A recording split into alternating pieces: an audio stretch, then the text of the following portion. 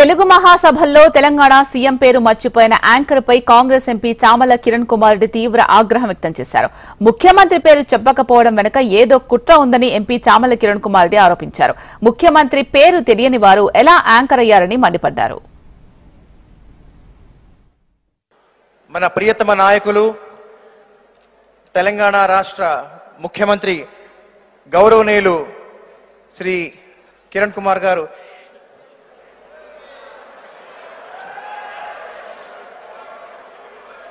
క్షమించాలి.